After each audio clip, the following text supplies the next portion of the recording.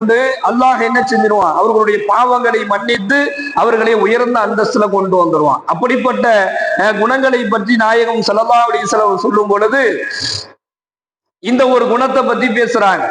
என்ன குணம் அப்படின்னு சொன்னா, பெருமானார் ஸல்லல்லாஹு அலைஹி வஸல்லம் அன்னவர்கள் கூறினார்கள், நீங்கள் ஒருபோதும் தன்னுடைய அதாவது உங்களுடைய சுய சந்தோஷத்திற்காக வேண்டி, நீங்கள் ஒருபோதும் உங்களுடைய தனிப்பட்ட முறையில் நீங்கள் சந்தோஷமாக மகிழ்ச்சியாக இருக்க வேண்டும் என்பதற்காக வேண்டி எந்த நிலையிலேயுமே நீங்கள் பிறரை சங்கடப்படுத்த வேண்டாம் என்பதாக நாயகம் ஸல்லல்லாஹு அலைஹி வஸல்லம் அவர்கள் கூறி காட்டுகின்றார்கள்.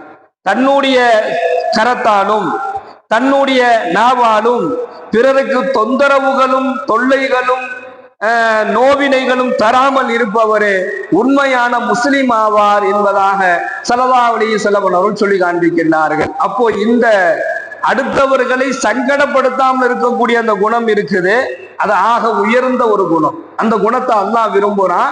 அல்லாஹ்வுடைய தூதர் சொல்றாங்க, அப்படிப்பட்ட குணம் உங்களிடத்தில் இருந்தால் நீங்கள் அந்த குணம் உங்களிடத்துல இல்லை அப்படின்னு சொன்னா, அடுத்தவர்களை சங்கடப்படுத்தக்கூடிய குணம் உங்கள்கிட்ட இல்லை அப்படின்னு சொன்னா நீங்க உண்மையான முஸ்லீம், நீங்கள் உண்மையான முஃமின், அல்லாஹ்விற்கு அல்லாஹ்வினுடைய நேசத்திற்குரியவர்கள். அந்த குணம் இருந்துச்சு அப்படின்னு சொன்னா அவர் உண்மையான முஸ்லீமே இல்லை என்பதாக ஸல்லல்லாஹு அலைஹி வஸல்லம் சொல்றாங்க.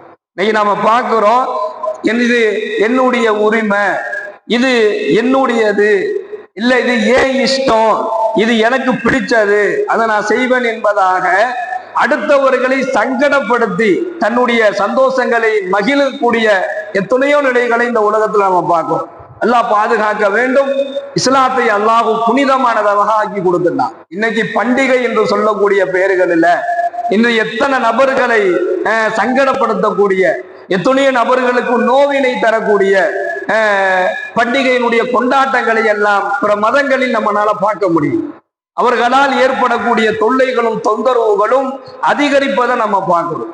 ஆனால் அல்லாஹ் இந்த இஸ்லாத்துல அத்தகைய எல்லா விதமான செயல்களையுமே அல்லாஹ் இல்லாமல் ஆக்கினான். அந்த மாதிரி எந்த விதமான செயல்களும் இல்லை. இங்க கொண்டாட்டங்களுக்கு வேலை இல்லை. அந்த கொண்டாட்டங்களின் மூலமாக அடுத்தவர்களுக்கு ஏற்படக்கூடிய நோவினைக்கு வேலை கிடையாது.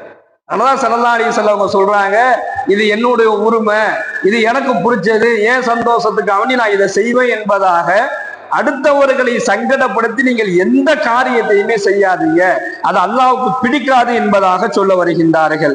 மேலும் அல்லாஹ் குர்ஆனிலே பதிவு செய்கின்றான், உலாயிகல்லதீன ஹபித்தத் அஅமாலுஹும், உலாயிகல்லதீன ஹபித்தத் அஅமாலுஹும்,